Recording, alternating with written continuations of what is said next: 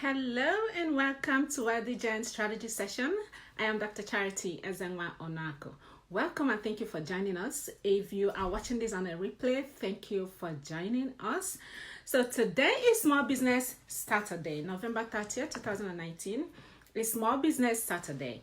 And Small Business Saturday is a day recognized in the United States as a day to remind or to encourage small users or consumers like you and I that they have a role to play in helping small businesses in their communities to thrive.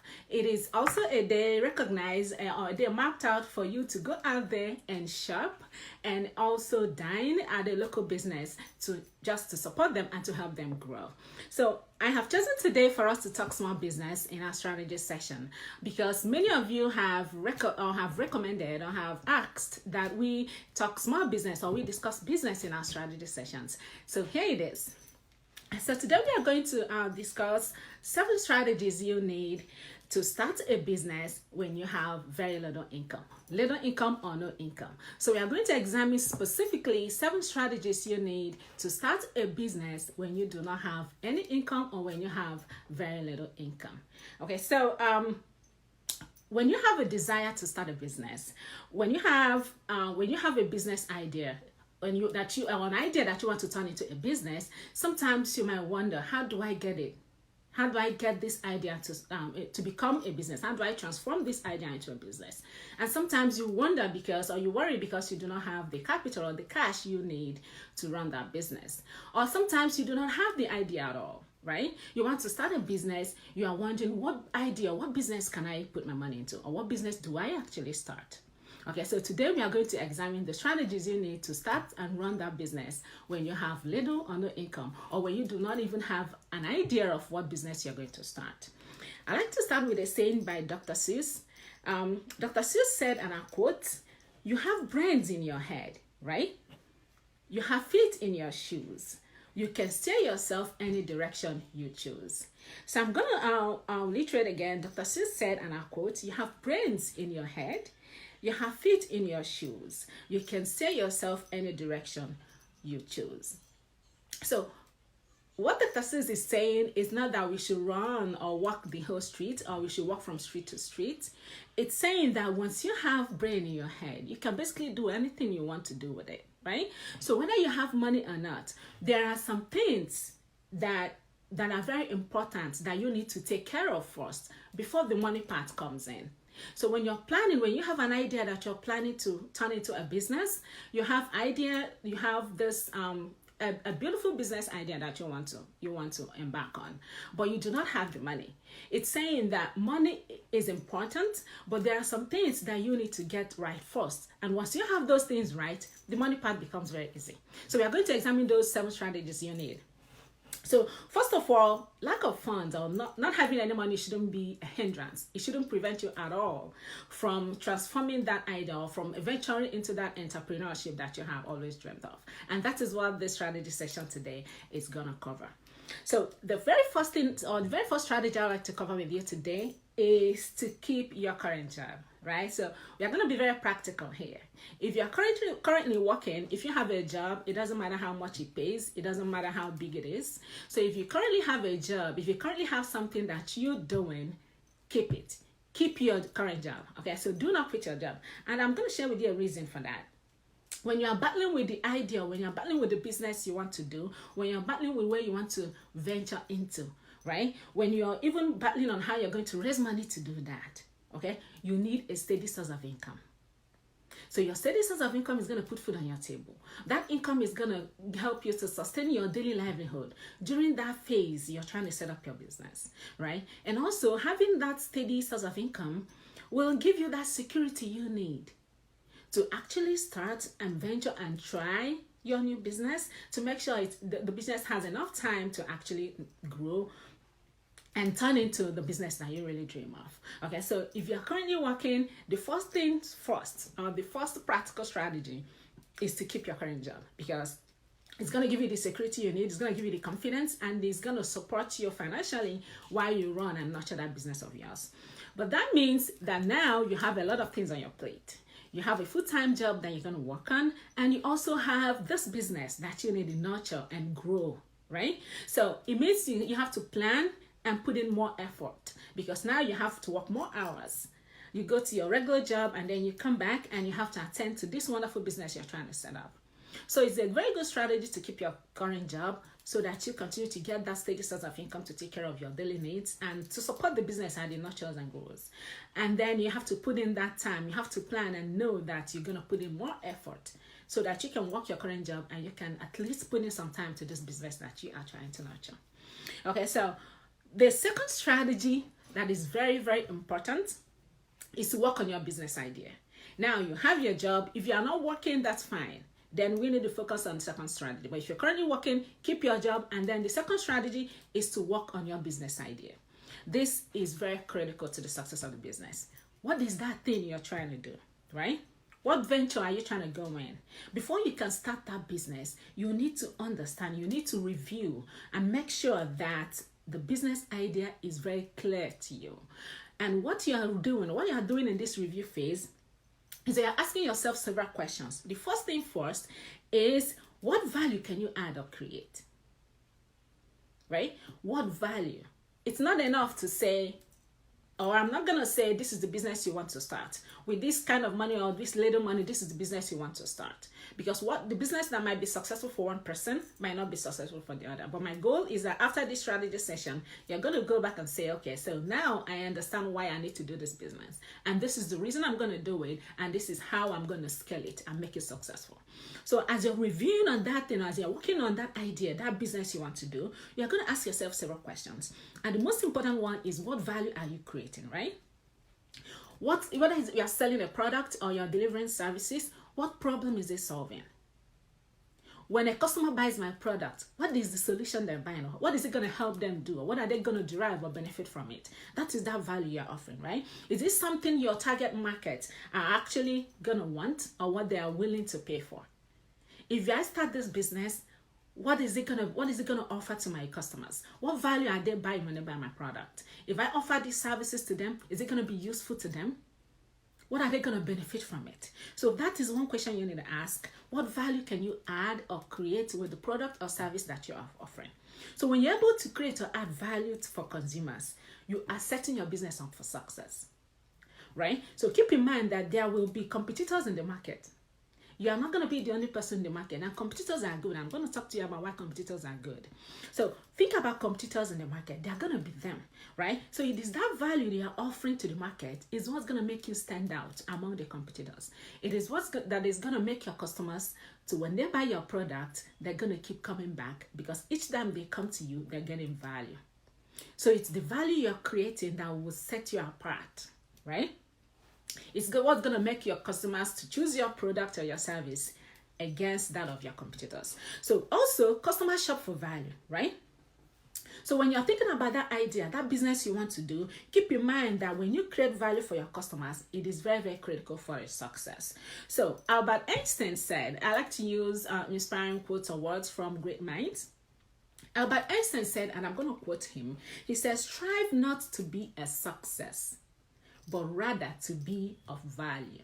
So when you are dealing in whatever you do, your focus should not be to be successful.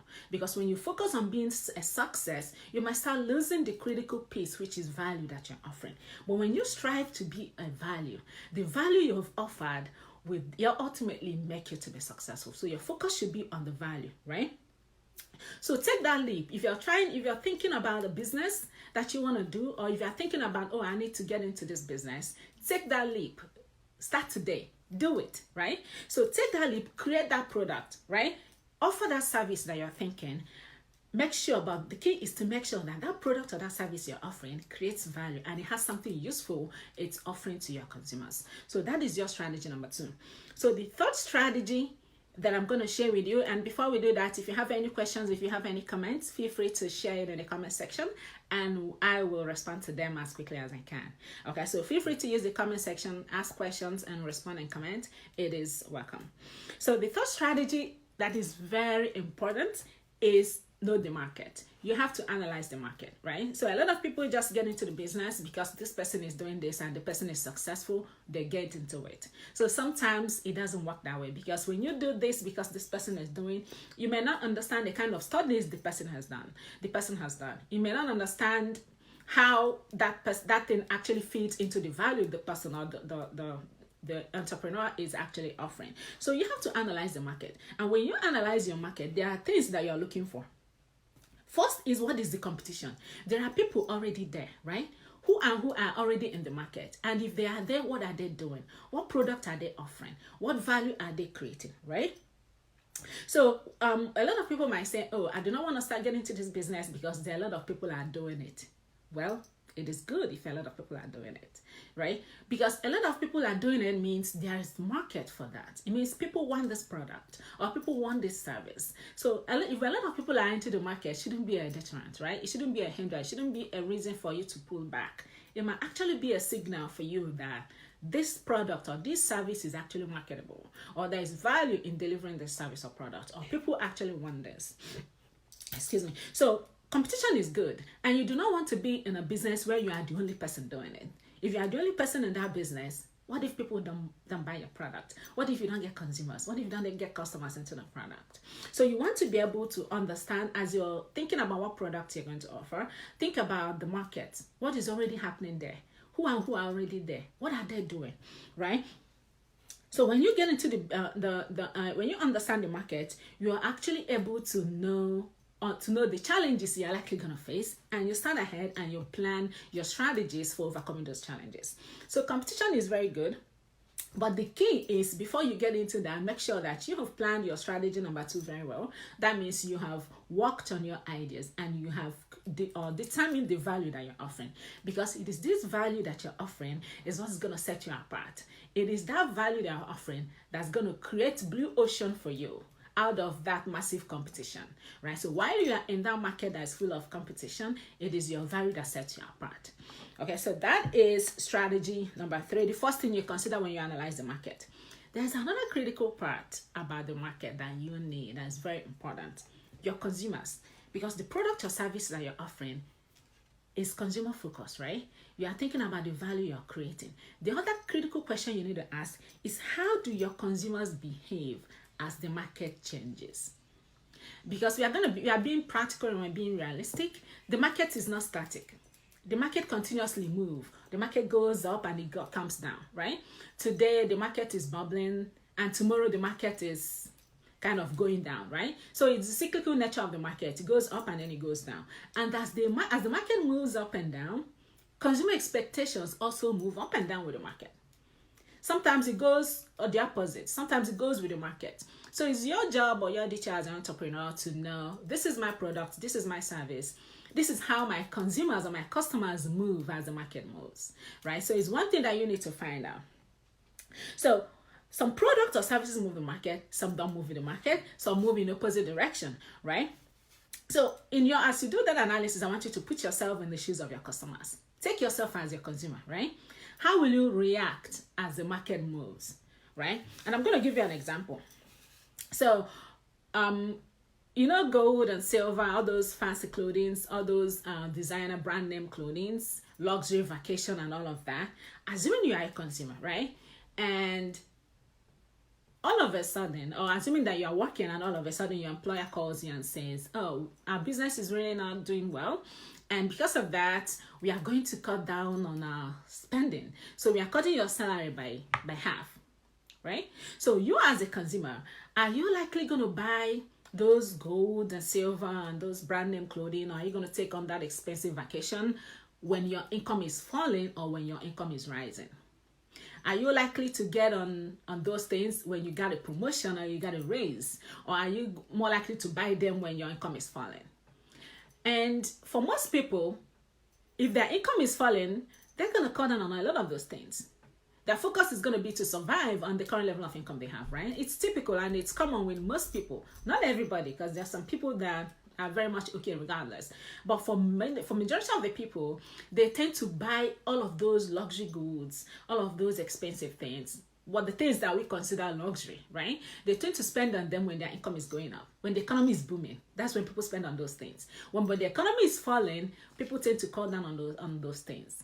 But something like your food, your clothing, the basic clothing, not the expensive designer ones, right? So the basic clothing, your food, your water, shelter, all of those basic needs that we consider necessities, those things you cannot do without. Even if they reduce your income falls, you're still going to feed. Even if your income falls, you're still going to go out with some clothes on. It might not be the most expensive ones, but you need clothing, right? So when you analyze the market, you are looking at your product to find out, is my product luxury product? The service I'm offering, is it luxury? Or is it basic necessity that people are going to use or that people are going to buy regardless of what the market moves? So as you're analyzing the market, you're asking your questions. If the economy should fall, if markets should go bad, how will my customers react? Are they just going to dump what I sell? Or are they going to continue to buy what I'm selling or what I'm offering regardless? So that is one strategy I like you to keep in mind. That is one assessment you must do. The reason it's important is because if you know how your consumers behave, you're able to initially plan ahead and say, okay, so if the market is going up, this is what my sales are going to look like. I'm going to be selling so. And if the market falls, I'm going to expect my customers to cut down on their purchases. I'm going to expect my sales to fall. But then you start planning ahead and say, how do I now make my sales to go up in this period? How do I now make up for these sales that I'm losing? So it builds into your strategy, builds into determining what you're going to do. And if you think you're not going to handle products that fluctuate with the market, then maybe selling or offering a necessity product, right, might be the right thing for you. Maybe I'm going to focus on products that consumers will buy regardless of what the market is doing, right? Somebody that sells food items, it doesn't matter what kind of food items. Whether the market is crashing or not, people are still going to eat. So people will constantly eat every day. People are going to buy food items if the economy is going up or if the economy is going down. So that might be an idea for you to start considering when you're thinking about a product or a business that you want to go into. So in a nutshell, consumers are more likely to continue spending on necessity goods and services when their income is falling regardless. So what does your business fit into this? Think about that and plan your strategies around it. If you have no business idea at all, keep this in mind when you're forming that business idea. Am I going to go into luxury products? Am I going to go into necessity products? How are my consumers going to behave if they don't have any income? How are my consumers going to behave if the economy starts booming? Keep that in mind as you think about the business you want to start. Now, let's get to the money part, right? I know a lot of you might want to know, what if I don't have money at all? How do I even do this, right? Let's get into the money part. But keep in mind that Dr. Seuss said you have brains in your head and you have feet in your shoes. You can steer yourself any direction you choose. So money is important, but it's not the key thing. If you have money, but you don't have a clear vision of what your product is going to be, getting that money is going to put your business, or you're going to put your money to the wrong business, right? So money is good to start a business, but it's not the most important part. When you have your business idea already clear to you, you've already worked on it, you fleshed it out, you're clear, you know that this is what I'm going to do, and you know this is how I'm going to make it successful, it becomes very easy for you to actually get the money you need. And what are the different ways you can actually get the money you need? Our fourth strategy is, how much do you need in the first place, right? A lot of people think about, oh, I don't have money to start my business. But if you ask them how much do you need to do what and what, they will have no clue, right? So your first assignment when you're determining, we're trying to find out how much or where you're going to get money for a business, is to determine how much you need in the first place. What do you need? And at what stage? How are you going to apply that money when you have it? Step by step, how are you going to use the money, right? Once you know this, and you know that I need this money to get this business up and running to this stage, and this is where I'm going to apply this money, this is how I'm going to use it, then it becomes easy for you to go there and get the money. So how do you do that? So the first strategy, or the fifth strategy here, is to think about crowdfunding. right? Crowdfunding, there's a platform called Kickstarter that you can use. It's an online platform where entrepreneurs come together and share their business ideas. And for this to be successful, you must have fleshed out your business idea. You must understand your business idea. It must be very clear to you. You must know the market, the target audience you're trying to sell the product or service to. And you're going to understand the strategies you need to grow the business. If you know all of these things, it becomes easy for you to sell that product or service. You go onto those crowdfunding platforms and tell them about your wonderful business idea that you want to get into. And then there are people that in the same platform, in the same crowdfunding platform, people that are interested in your product or your business can contribute for you. So crowdfunding has been a very good strategy that small entrepreneurs or startups are using to raise money for their business. So it's something you might want to check out. Okay, so that is that. And then the other critical piece, strategy number 6, is network. Network is key. You're going to continue to have a network from me because network opens doors for a lot of things. If you do not have money for your business, or if you have very little money for your business, you are looking for a source of funding for that business that you're thinking about, networking helps you to find the right people, right? The right people who can help you to get that business up and running. So, getting the right people or connecting, networking sometimes doesn't necessarily lead to giving you physical cash, right? Somebody can volunteer that time. It can be helping to share your business idea to their network as well, right? It can be helping share your product, right? Whatever it is you have, it can be helping to get your word out there. So when you network, you connect with people, there's social media that you can use. A lot of startups start and grow in social media, right? Social media gets your word out there. But I put this at the very last or towards the end of the strategy, because in order for you to successfully use these strategies for money, strategies for raising money or raising capital for your business, you must have had a clear vision, or you have clarity on your business idea. So strategy number 2 is very important. And if you notice, I keep going back to it because everything revolves around you understanding that business that you want to go into. So that when you explain it to someone else, that person is going to buy your idea. You're going to be able to convince that person to buy into your business idea. So first strategy, the first thing is to have clarity. You're going to go back to strategy number 2. And then when you start networking, then you can confidently tell your connections that I have this wonderful business idea. This is what it is. And this is the value I'm going to offer to my consumers. And this is how I want you to come in.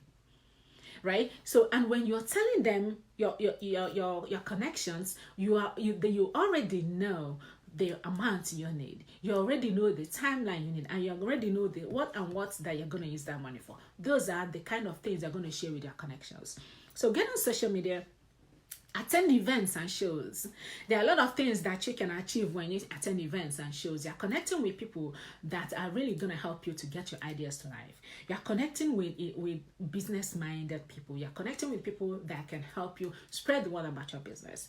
Online forums. So these are different ways that you can network. Right? It might be somebody you connected and you never knew about. The person might see your business idea and pick interest and decide to help you get the business up and running, right? So the key is to have clarity on your idea, and I keep saying that. Then if you're able to wow your network that you have formed, if you're able to wow them, then they are not only, you may not, you have set your business, you're putting your business on the path to actually get up and move, right? Now you have people that can help you spread the word about your business. You have people that can help you. If you are lucky, if you're able to wow them, they can fund your business. Everything is possible when you network. That's why Dr. Seuss says you have brain in your head and you have feet in your shoes, right? Feet in your shoes doesn't mean like literally walking the street. Feet in your shoes can be you connecting with the people that matter. It could be you going to those places to meet people that matter. And why using the brain you have in your head? And it's the brain you have in your head that's going to help you to get clarity on what that business is, so that you can be able to wow your network about your business and get the buy-in you need to get the funding or the word of mouth you need for your business.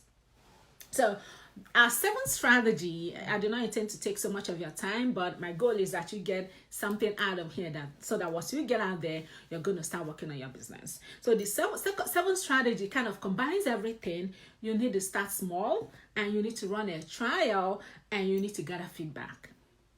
So a lot of business ideas die untapped because People are waiting until they have this money. People are waiting until they have millions or billions or thousands of money to start a business. Start small. That's why I said from the beginning, if you have a current job, keep it. Do not quit your job, right? If you're able to save just a little portion, if you're able to get a little help from someone, if you're able to get some kind of help, very little, start small, right? The good thing about these days, is that social media has made a lot of things easier for us. You can start with one product. I know someone that doesn't have the product, but she sees opportunities in the business that she wants to get in. She doesn't have the product at all. She just managed to get a picture of the product she wants to sell, and she advertised it on social media. She had her friends share the product, share the business, right? That's her network. She had her friends share her pictures, share her posts. She does not have the product. And then people picked interest. She studied the product and she was saying, oh, if you buy this product, this is how it's going to benefit you, right? This is the picture. This is how it works. This is the value I'm offering you. And then people place order and pay her. And then she will use the money that she got from them, buy the product from someone else that sells it, making her little profit, and she delivered. She was continuously doing that on social media. At some point, she now was not able to save some or get some money to actually buy her own product. So sometimes you need to start small. Regardless, start small and run a trial. And why it's important for you to run a trial is for you to know that this business I love so much that I really want to put my time into, do people really want it? Before you invest that money, you do not have money, fine. So before you invest the little that you have, or if you're able to gather some money from friends and family members or from your network, before you invest that money, so much money into that business, start small and run a trial. When you run a trial, you're going to understand your customer reactions. You're going to understand your customers more and what they're looking for and how you can help them. Then you can now grow the business. You can now gradually grow. Now, when you're running your trial, you're getting feedback, right? You're understanding what your customer problems, you're understanding what they want more. And then as you invest your money gradually into the business, you are now more able to actually take that business and grow it. So I'm a big fan of you starting small, regardless of what you're doing. Start small, regardless of how much money you have. Take that leap. Do not wait until you have so much money. Start with 1, 2, 3, right? A lot of small businesses or a lot of big businesses that I know started small. And then we started hearing their names when they've gone big. But if you read through their histories, if you really read through their early beginnings, you find out that a lot of them started small. So use your brains, use your connections, use everything you have. Just start small, little by little, right? And then scale that business. And the key here is to, first of all, understand what business you want to go into. Make sure there is value in it. It is that value that you're going to sell. When you're starting small, when you're running your trial, it is that value, it is that solution that you're selling. And it's what's going to keep your customers coming back. And the key to successfully growing your business is to have your customers continuously come back. When you buy your product today, tomorrow they come back, right? And they continuously come back. When you start having repeat customers, it gives your business puts your business on that path to growth. Right? And it's that your repeat customers that value your product, that can tell their friends. Remember, word of mouth is key. They are the customers that can tell their friends, oh, you need to try this product. You need to try this customer. I've tried it and I've tested and they're very reliable. And they're very reliable in offering the solution or the service that they have, or they promise that they're going to offer. Okay, so start small, take that leap, start small, run a trial, get feedback, and you gradually grow your business. So if you just joined us, thank you so much. Today is Small Business Saturday, and we use that opportunity to talk small business and to answer some questions you may have. And our focus is to discuss those strategies you need to start a business and run it when you have very little income or when you have no income at all. And I'm going to run through the strategies that we covered. So if you join us in between, you can kind of get an idea of what we talked about. And the first strategy we talked about is to keep your current job. So for those of you that are working, please do not quit your job. Keep your current job, because it's going to give you that confidence. It's going to put food on your table. It's going to give you that security you need. It's going to give you that constant source of income you need to actually run and grow your business when you start it.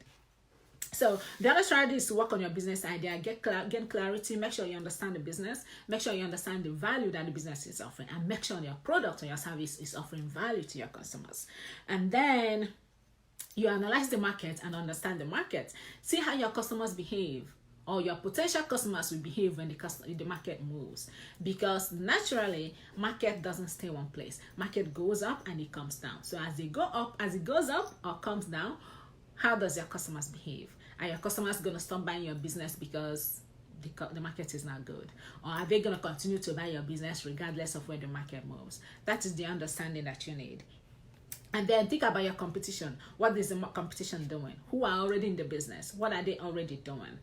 When you understand the competition and what they're already doing, you can now plan ahead and strategize on how you can beat the competition, right? And it's the value that you're offering that's going to set you apart from the competition.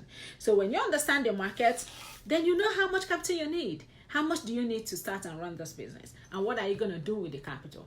Where are you going to apply the capital? What are you going to do specifically with the money when you get them? So use crowdfunding sources. Use online platform. An example is Kickstarter that you can use to raise funds online for people that are interested in your business to actually help you raise money to run your business. So before you can successfully run the online crowdfunding campaign, you need to be clear on what business idea. You need to be clear on what value you're offering. You need to be able to sell that solution to the people interested in your business. You need to be able to wow them with the solution that you're offering. Then network and connect with people that can either help fund your product or they can help you spread the word about your business. Then start small is our last strategy.